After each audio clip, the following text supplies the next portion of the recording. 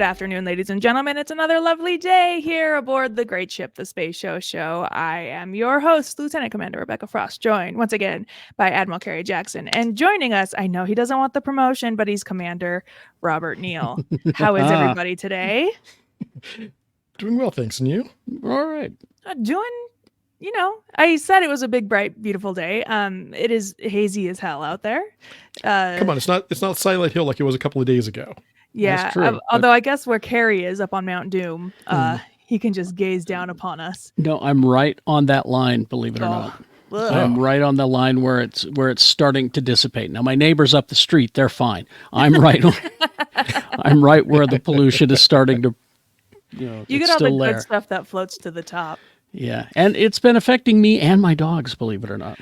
Oh. I want to take the dogs out for enrichment time outside their enclosure, but I'm like, it's so if only we had a holodeck as they do in Star Trek The Next Generation. We are continuing our voyage through the stars, and we will be talking about these season 1 episodes where no one has gone before: Lonely Among Us, Justice, The Battle, and Hide and Q.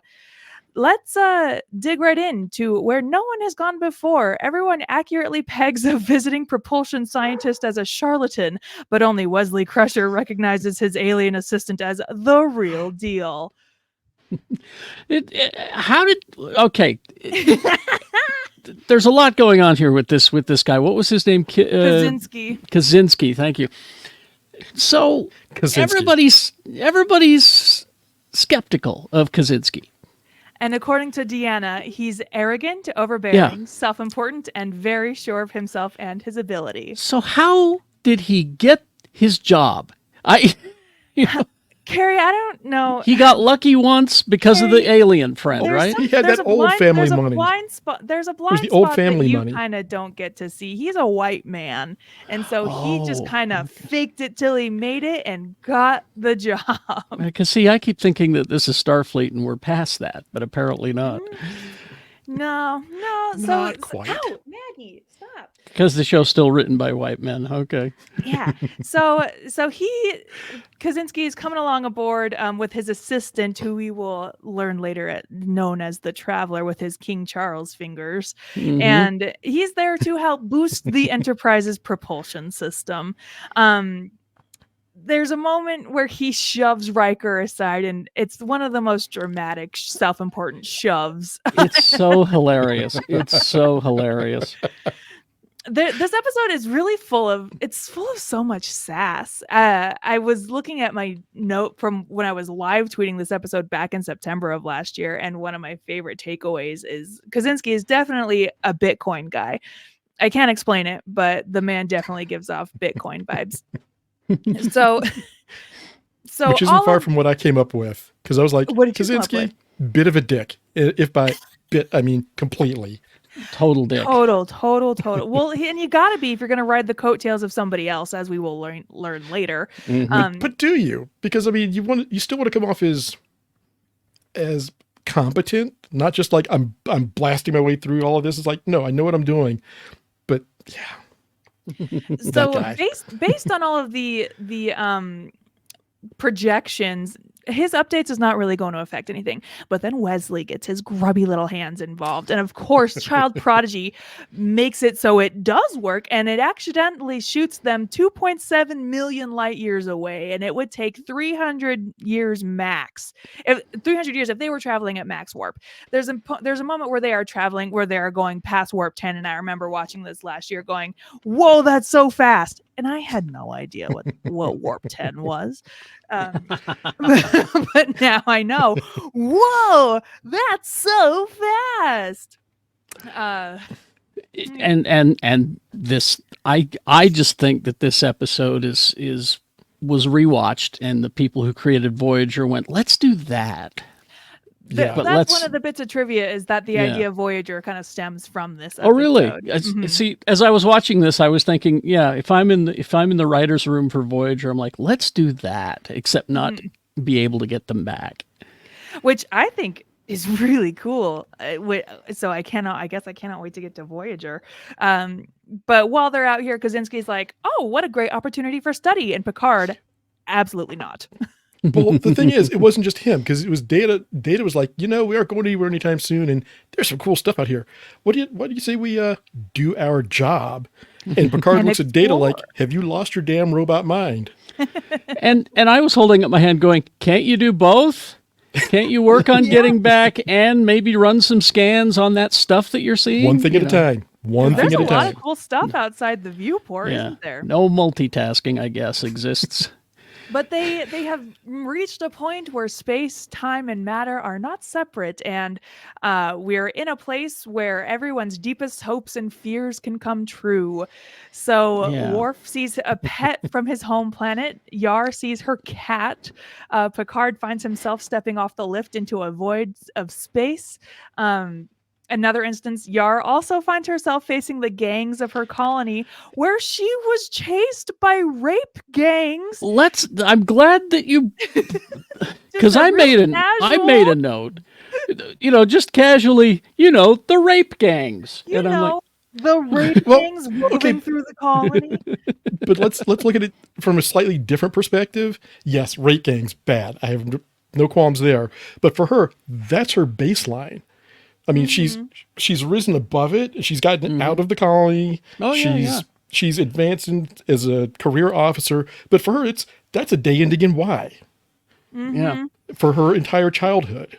yeah, yeah. Which is insane. And Picard gets to have tea with his mother.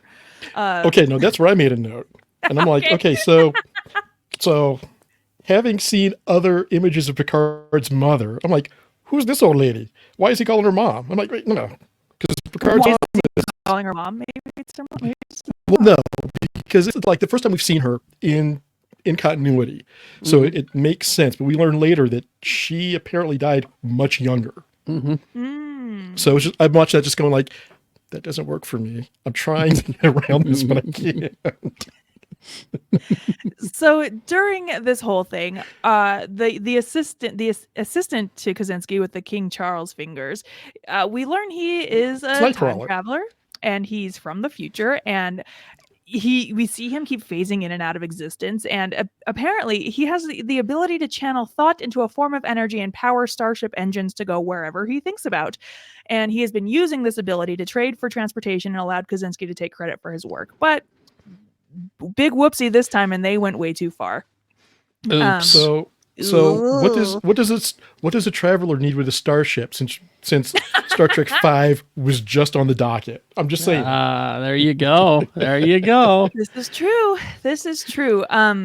His species up until now his species hadn't really contacted humans as they were not considered interesting. But he admits that staying in this part of the universe will result in chaos, and so they need to GTFO. He promises to get the ship back to their galaxy, even though he is very ill and drained of all of his energy. So I love it when we've got. I love the trope of we've got juice for one more trip. But they don't have all the juice. It's like, and I wrote this down as, let's go home, think positive thoughts. There's no place like home. There's no place like home. Real Tinkerbell stuff, Yeah. Let's Just throw those. Tinkerbell behavior. Let's throw those dilithium crystal covered slippers into the warp core and go home. Yeah, so Picard, asks the crew, think happy thoughts, and we'll get home, and they do. The power of positive thinking. The power in of positive action. thinking. But also, so much of the stuff with Wesley feels so forced to me, because he's also like, hey, also, the boy's a genius. Don't tell him, but guide him. The boy's a boy genius. And so... And they also kind of tip their hat to something that's going to happen later, and that is, we're very interested in him. He's special. We're interested in him. But it was subtle. At this point, it was subtle. Yeah, just very, Yes. very slight. Yeah. And this episode also, if there's only one thing I do like about Wesley, it is his sweater game. He's got some fantastic sweaters. Stole them from the Cosby Show. Yep. Now, it was interesting because when the Next Generation action figures came out, they just made action figures of just about everybody, including the Traveler, which I thought was strange because it's like one episode, he gets an action figure. That just doesn't seem right, But Wesley gets a promotion to ensign and gets to sit on the bridge. And Officially, yeah. he sits on like a stool. The bridge has a stool. Because you never know, you're going to need to have somebody's like, I got the vapors. I just got to sit down for a minute. Yeah. And you can't sit in the captain's chair. And you can't sit in Riker's chair. Well, no. Well, those and chairs, Troy's not moving. Yeah. It's such a long walk up to the bridge. I need to sit down. I need to rest my weary bones. Well, some little itty bitty bits of trivia for this episode. At the end of the episode, Picard gives Wesley a field promotion to acting ensign. And then when filming wrapped, Gene Roddenberry, in the one kind action of his entire life, gave Will Wheaton his lieutenant insignia from his days in the Army Air Force. Aw.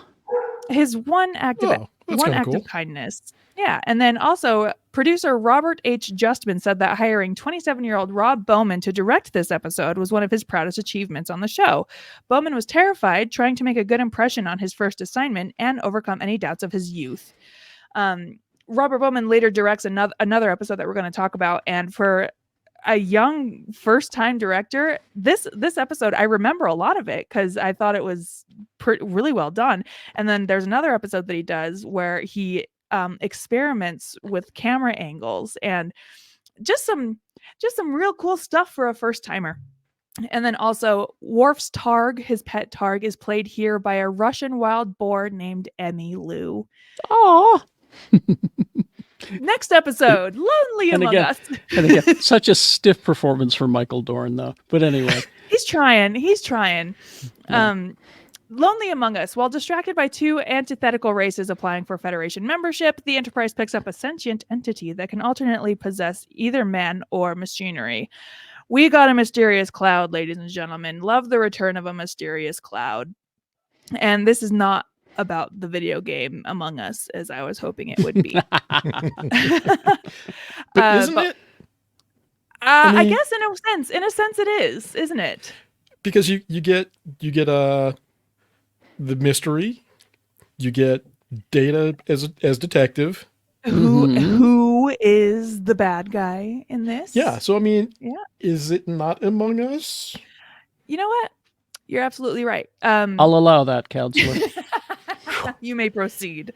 While heading for Parliament, the sector's neutral conference planet, the Enterprise is transporting some peace delegates from two malevolent races, the carnivorous Antiquans and the reptilian Soleil, both of which want to join the Federation. But they hate each other so much they can't even be bothered to occupy neighboring suites. Now, I got looking at these aliens, and my first thought was, okay, we have the Cobra people, the Snake people, the Silurians, yeah. And the Ricky Tikki Tavi people, the Mongoose. I thought that was fascinating. That I wondered if it was accidental or intentional. He did a mongoose and a snake thing, you know? Ay, awesome. Dios mío. If not, that's my headcanon now.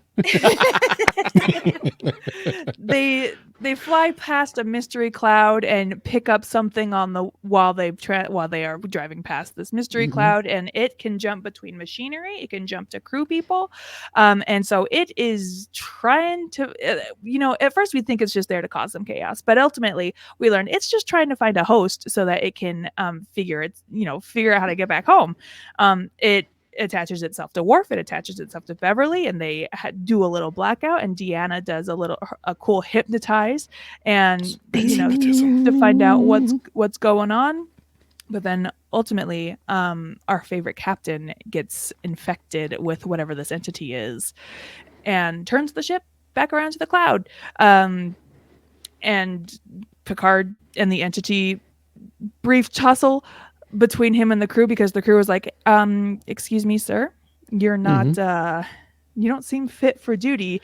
Kirk gives a big F you and beams back to the cloud.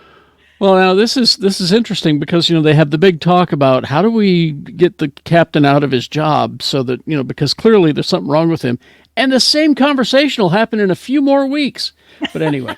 It does, doesn't it? But what I love about the end of this episode is sparking a conversation about the transporter and the pattern buffer and how does that all work. And McCoy would be horrified because Picard beams into the cloud. He's purely energy. And they think, well, the transporter still has his molecular pattern from when he beamed out. So maybe it still has it. And they give it a go to beam him back. And miraculously it works because the pattern buffer is a gem of a Pandora's box, I assume. But also during all of this, one of the Antiquans has eaten one of the Soleans. It happens. Roll credits. Like the episode ends with a, well, that was weird, wasn't it? It was handled so nonchalantly, like all the time. The other thing is, these, it's not even that. For me, it was the, Yar rushes in like, we've got a problem. There's hey, a Captain, puddle of blood. It's cool. We got a problem. Here's what happened. And Picard's just like, yeah, I've had a day. This is you. Well, not even that. And just walks off. Riker says something to the effect of, read the room, Tasha. And Picard just says, hey, this is your problem, Riker. See ya. I'm off duty. I'm going to go take a nap. I was floating in a cloud a while ago, even though I don't remember it. I'm out of here. I'm tired, yeah. We also get the introduction of Sherlock Data, who he's learning all about Sherlock Holmes, gets himself a pipe, is uncovering what the term mystery means. And it's fun to see this end of Data's Sherlock Holmes journey. Mm-hmm. Oh, God. Because it's not something that goes away. Well, but it's also nice to see quirky Data starting to show up. Instead of, we don't have a Vulcan, we have this. It's quirky Data now, and I was happy to see this starting to happen more often. That is one of my notes that I was texting a friend about this, and I was like, I love Data because he's like, what if Spock but funny? Yeah. Not a whole lot of bits of trivia for this one. One item of tech introduced in this episode, which never returned, was the surgical cap and eyepiece worn by Dr. Crusher. Yeah. Which looked really silly. Which needed to not return. I mean, let's be honest. Yeah. I mean, we got this. We're good. I think we're good. And also, this is the first Next Gen episode where a crewman dies on board the Enterprise D. Yes. Yeah, poor, what was it? Assistant Chief Engineer Singh. Mm-hmm. Yes, he was. Which is so funny because when I was looking at my live tweet from this episode last year, I was like, "Oh, Lieutenant Singh, I like him. I hope nothing happens to him." But then, is he related to Noonien Singh, or is that just a coincidence? I think it's just a common Indian name, isn't it? I mean, I don't know. Could be. Yes. I don't know. Yeah, it could be like Jones. It's Yeah. Sure. But one thing, going back to the last episode, we also got a recurring crew member finally with a name, which was Chief Engineer Argyle. Which I thought was such a great name. Where was he during all of this? Hey, I'm off duty. You handle all the problems. I'm not even taking 5 here today. I love that his name was Argyle. He's disposable if his name is Argyle. Moving on to the next episode, Justice. On an alien planet, young Wesley Crusher commits a transgression, small by our standards, but mandatorily punishable by death in theirs. It's the sexy shore leave episode. And Roddenberry's fingerprints are all over this episode. His grubby little hands are all over this one. You know it, because there's a free sexual society, It's the planet of the influencers. And the only thing was the porn music background. Exactly. and soft lighting. And another Roddenberry fingerprint, a godlike thing, Those two are so him, And then you get two great tastes and put them together. It's like a Reese's cup of Star Trek. These costumes were impossible.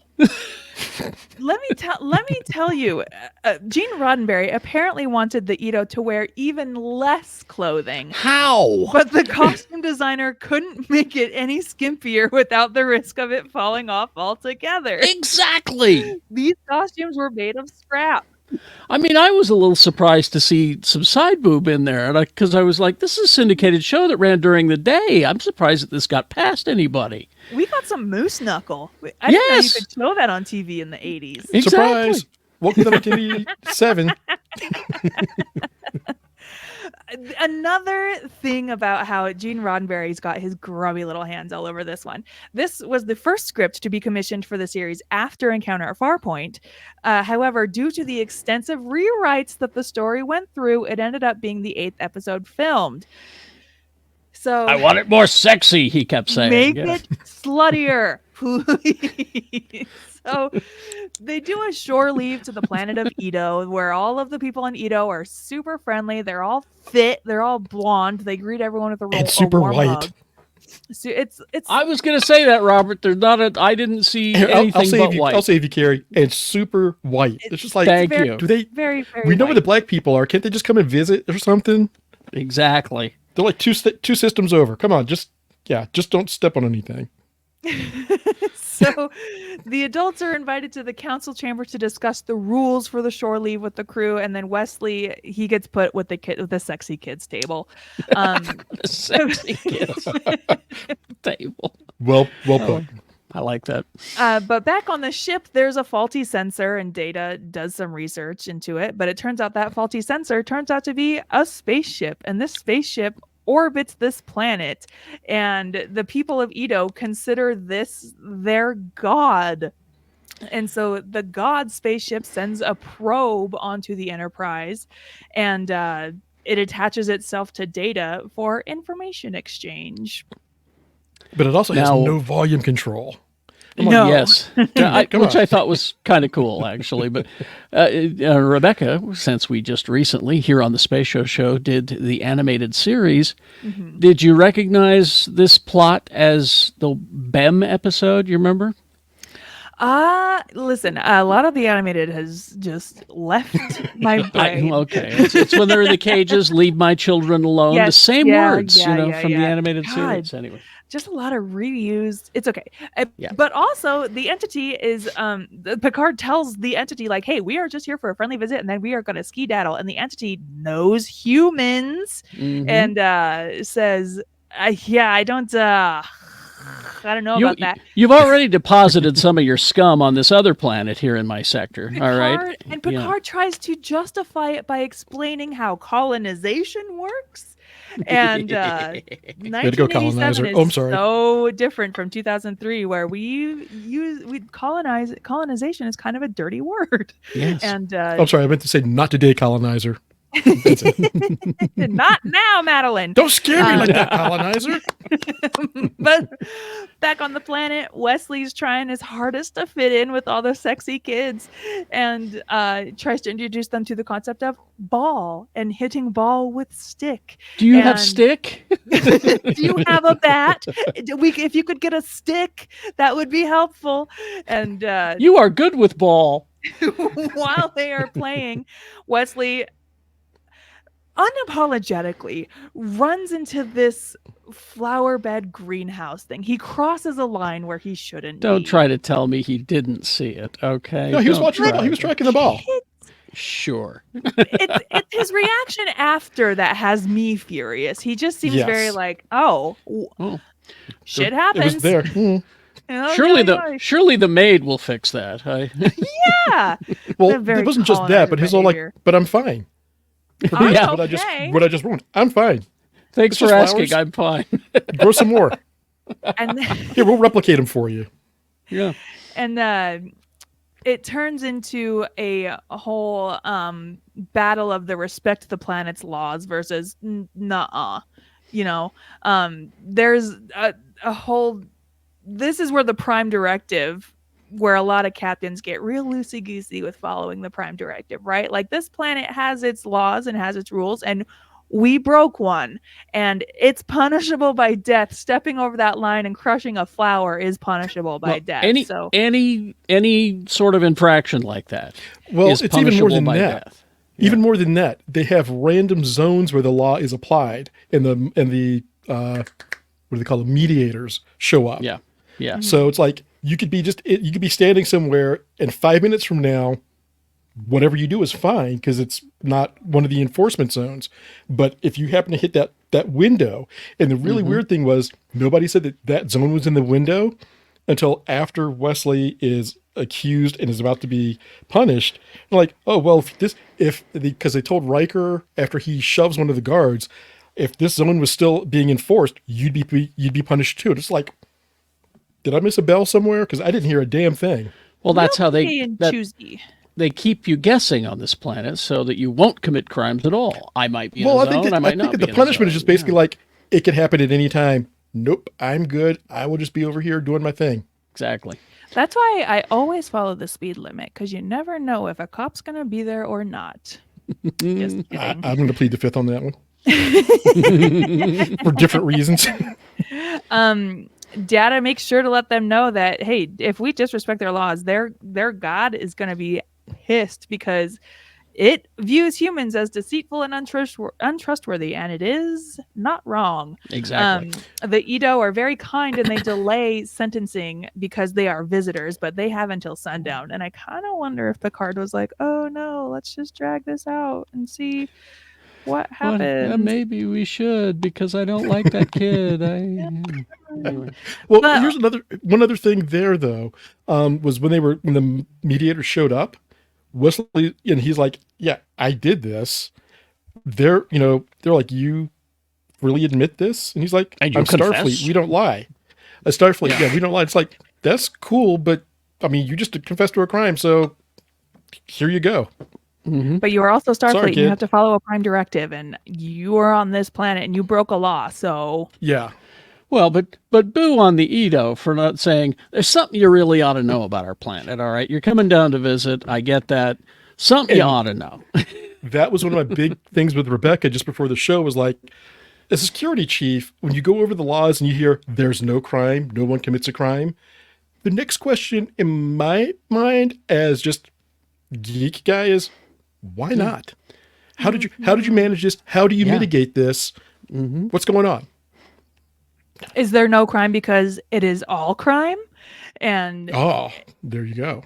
Yeah, but ultimately, at the end of the day, everything is saved by a rousing "come on" speech, and it works. Because why wouldn't it?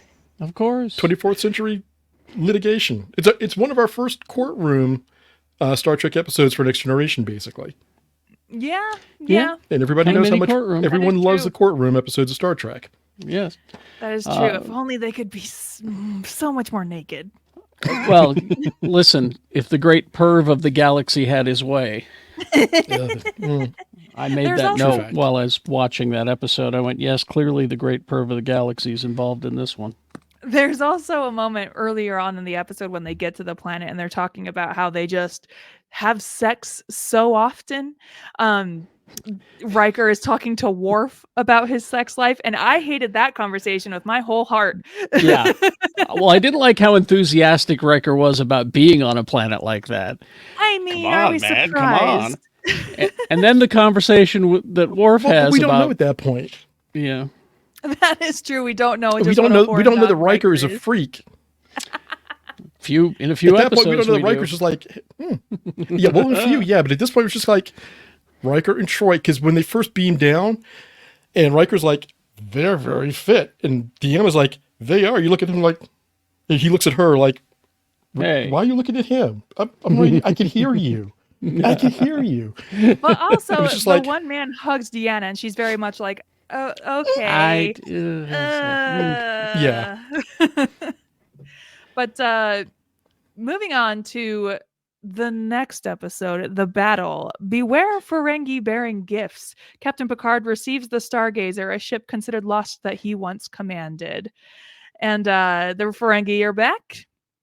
This time they're using visual communications. Since when did they make that switch? I thought it was like a whole thing. The Ferengi, they want to rendezvous because the purpose of their trip is to return to the Federation the USS Stargazer, a ship that Picard once commanded and for which he is credited with a particularly important maneuver. Yes, Robert. So I need to be a geek here for just a second and go back to literally to 1987 when this aired. So gaming geek that I am, there was a game called Starfleet Battles. Tabletop game with little paper pieces. And we used to play this. So Picard's maneuver, we figured out how to pull that off in the game. We're just like, wait a minute. What? What do you have to do? Yeah, we figured out what do you have to do and who do you have to have in your crew to make this work? And there's a certain combination of starship components and crew members that made it work. And we pulled it off a couple times. We thought we were the most clever people at the school. You know, Lee George Cade would be proud of you right now. That is pretty cool, He would. though. He'd be going, I doff my chapeau to you, sir. Well, I will take that honor in his stead. The maneuver known as the Picard maneuver, what he did, what had happened, an alien vessel had damaged the Stargazer's shield, and as it had moved in for a kill, Picard executed a high warp speed and stopped right in front of the vessel and fired all phasers and torpedoes, destroying it. This tactic is now taught in battle tactics at the Academy. Like you do. Picard is pleased to see the Stargazer, but he's getting some migraines. Pretty suspicious. He's getting some headaches. And apparently headaches in the future don't happen. I mean, makes sense. You don't see anybody wearing glasses. I'm going to say Geordi. Oh, actually, no, Kirk.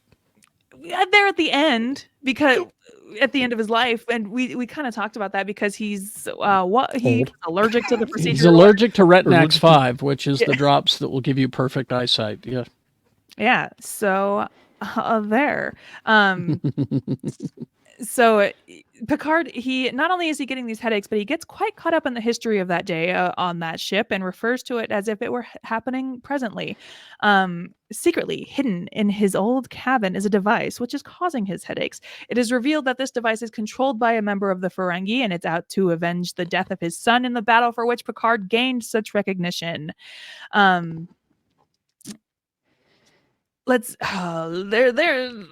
logs revealed that they misfired on the ship. Blah blah blah.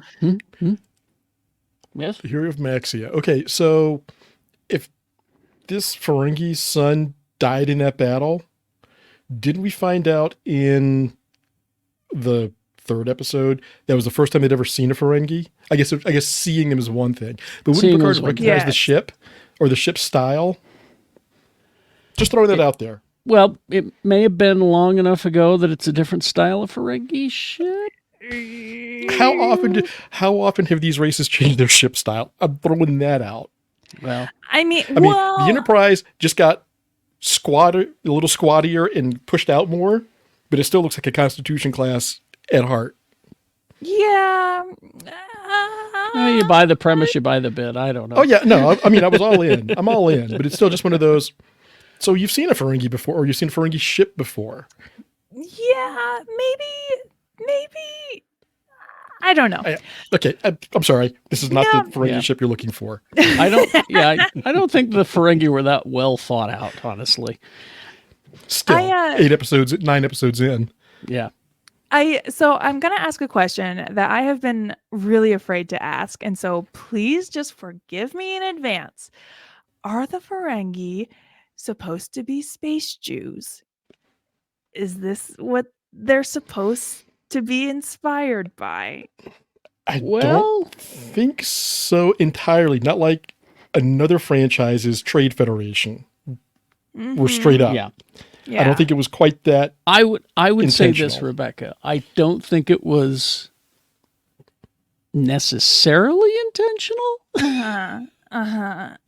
It may have been accidentally intentional. I know that their whole deal is like business and trying to find the best deals. I've been sitting on the question for a long time, and I've been really hesitant to ask, and I'm really sorry if I offended anybody.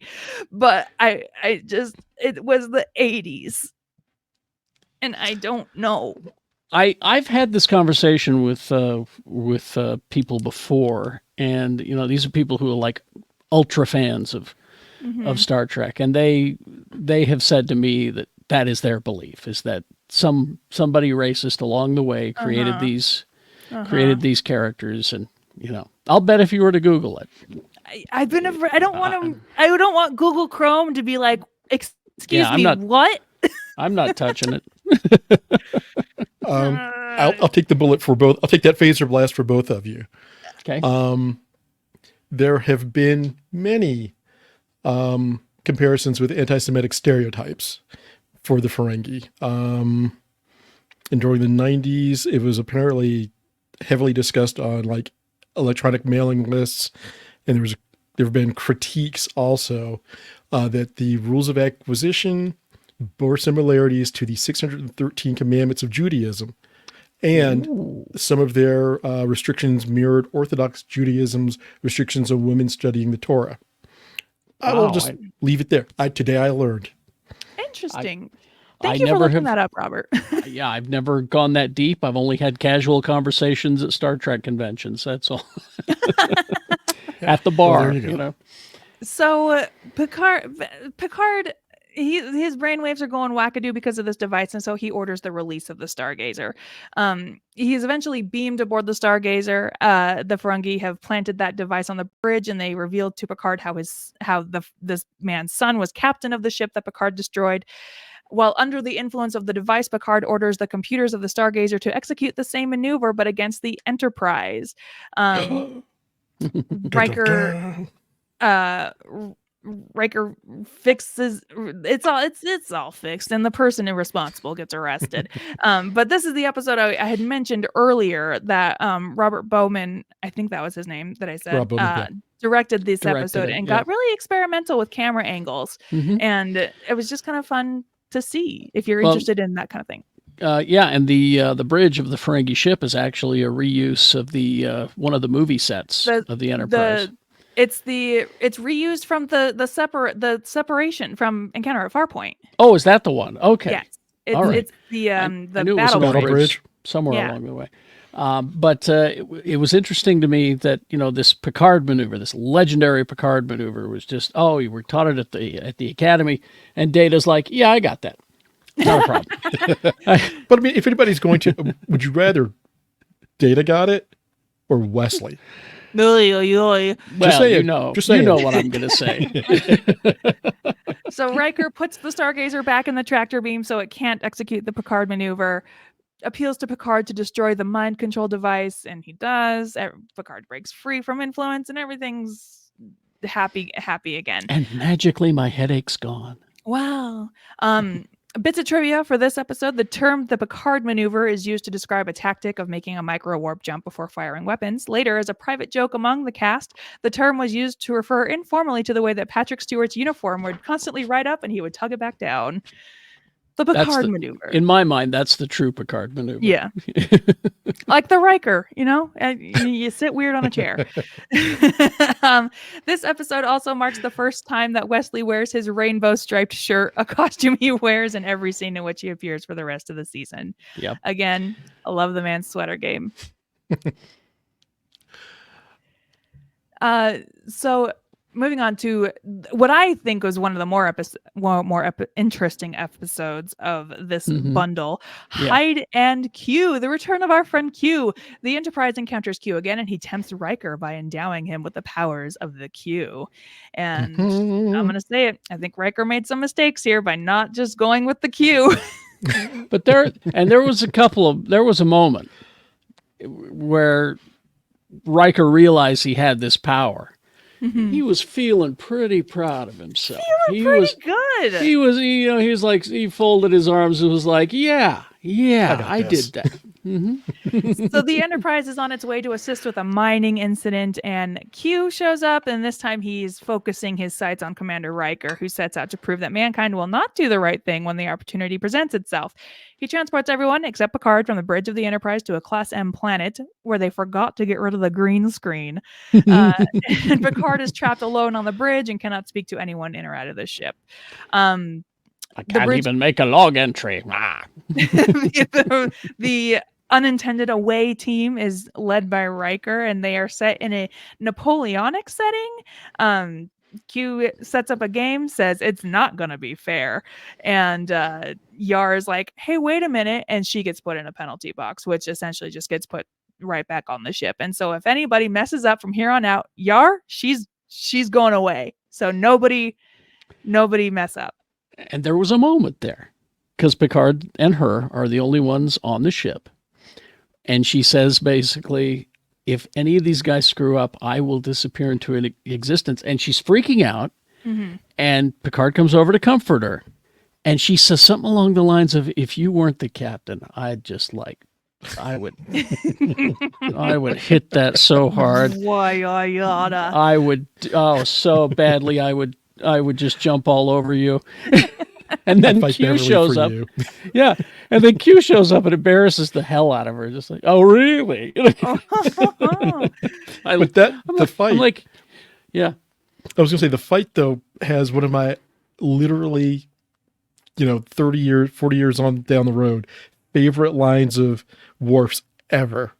Sir, they look like vicious animal things. Favorite line. I mean, I love this line. I cannot tell you how much I love this line. I'm just like, and the animals that they are quote unquote fighting are these Gamorreans. Gamorreans? The pig guards from Star Wars. Okay, and they're all wearing fun French war outfits. Because Q has a thing for uniforms. He does. He also has a thing for Picard and appealing to anything Picard loves, which is, I assume, French Revolutionary history. But he's not there to enjoy it. That is true. And then they're there. Well, it's just just to be a dick about it. Then they have the muzzle loaders, which are actually phasers. Yeah. Which I thought was great. I'll take one of those. Sure. So Riker, the crew comes under attack, and Riker saves them by beaming them back aboard the Enterprise. And Q has bestowed upon Riker the power of the Q, and offers him the opportunity to join. He says humans are gonna get so far advanced, later on in the future. But until then, we want to know more about the humans. So why don't you just come join us? Mm-hmm. And if I was Riker, take it in a heartbeat, right? Like, I'm sorry, Starfleet. I love that I've dedicated my life to Starfleet, but yeah.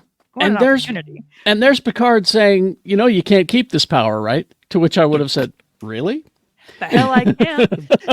You outrank me. I outpower you. And he's like, you promise you won't use this power, right? I would have went, no. I make no such promise. Riker, he initially says no to drugs, right? And Q is like, okay, and brings all of his friends back to the planet. Yep. And in a big FU, Worf is killed, Wes is killed. Oh no! I know, right in the back. Oh darn! But Riker fixes it with the power of the Q, and maybe weed isn't so bad, That was bringing those guys back was his gateway puff. Yeah. He's on his way to a much more scary world. So they make their way to the mining planet where they find one dead child, and Riker can fix it, but Picard says, no, don't do drug. And which I'm sorry, if I were Riker, I would have went, sorry, bing. I would have saved her. Why not use this power for good? He does. Back on the bridge, Riker gives all of his friends gifts. He gives Wesley what he wants, which is to be 10 years older. Which episode is it previously where Wesley deduces what it is, and Deanna and Beverly are off to go fix it, and he goes, adults. Wheaton even says that's one of his least favorite moments from the show. But Riker makes Wesley 10 years older. He offers to turn Data into a human, and he gives Geordi his eyesight. He gives Worf a lady Klingon, and everybody else says no to drugs. Hang on a second. I'm finding a parallel here. So he gives the Tin Man a heart. Uh-huh. Or he offers to give the Tin Man a heart. Mm-hmm. He gives the Scarecrow. Oh, sorry. Well, Oz never did give nothing to the Tin Man that he didn't already have. Don't forget this is true. The magic was within him all along. Anyway, sorry. But everyone says no to drugs, and Riker says, "Ugh, fine." And then Q is yanked away back by the Q community because once again the humans have shown just how great they are for saying no to drugs. Okay, I'm going to be the asshole here. All right. Mm-hmm. When Riker starts saying, I can give you guys anything you want, that's abuse of the power. right there. Okay, Captain America would not use his power that way, Tony Stark would. but I wouldn't use the power that way. I would only use the power for good. Well, Okay, so he was prohibited from using necromancy. Yeah, I'm the asshole. Okay, so I'm sorry, Kay. I'm going to have to say, so you're going to go the Dark Phoenix route. Because you're like, I got it. I'm going to do it. I'm going to use it only for good. I'm not going to give people frivolous things, It'll start off for good, but at what point is it just like, I can do it because I can and no one can stop me? Gary Mitchell. But again, none of these people had Captain America as their Lord and Savior. So, okay, fair. Picard ends this episode with one of my favorite lines, where Q is a flim-flam man, and then Worf, standing back, goes flim-flam. and even then, Michael Dorn is stiff. He's got a great line, and he's stiff. But I mean, it's classic Worf at that point. It's just like flim-flam. Just like, okay, no, because we're 10 episodes in at this point, and honestly, a lot of them are still getting their heads around their characters. And what we come to see, even in season 2, when they've had 22 episodes to go, oh, okay, this is how this would work in this situation, and how my character would react in this situation. We're like, are we going to be on the air next week? And what how are we going to play this? So I think that even stiff Worf, or some of the more wooden performances that some of the characters are given or are portrayed as, I think it still fits for that time in the show. I feel about Worf kind of the same way I feel about Wesley. Once he's given more responsibility, he really comes into his own. And me, I don't think Dorn figured out Worf until like the 6th season of this show. Honestly, yeah. I don't think he really figured out Worf until Deep Space Nine. But anyway. Some bits of trivia about this episode. The novel Q&A establishes that Q was sent by the Continuum to give Picard the power of the Q as a test of humanity's ability to save the universe. But Q disregarded their directive and gave it to Riker. And then Q, petty. A dramatic bitch, Q. Well, he did go melting Wicked Witch at the end, kind of, Diva down. And then IMDb, just a treasure trove of trivia, had this item. The title is based upon the schoolyard game of hide and seek, where one player must find the other players who have concealed themselves within a designated area. Shut up, IMDb. I mean, how much more obvious can you be? At least you're not begging me for money like Wikipedia. But, I mean, come on. You don't say. You don't say. Well, I'm mad at IMDb right now. Thanks a lot, Rebecca. Pages and pages and pages and pages of trivia for everything. And that's one of them. This is what they got, yeah.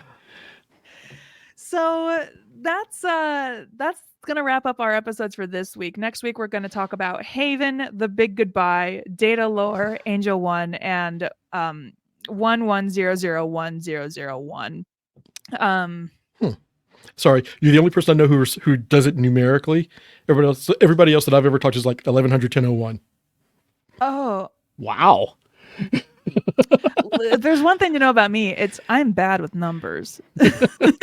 I mean, to be fair, it's binary, so 11001001 makes sense. But we have for years just called it 11001001. It's like, okay, good, done. Well, because we're in a hurry. We got things to do. What does it translate to in word form? You're asking the wrong guy. I'm a graduate of the Nebo School District. I don't know. Well, we will find out next week, where we will continue to go where no man has gone before, but everyone has gone before. Thanks for joining us this week, everybody.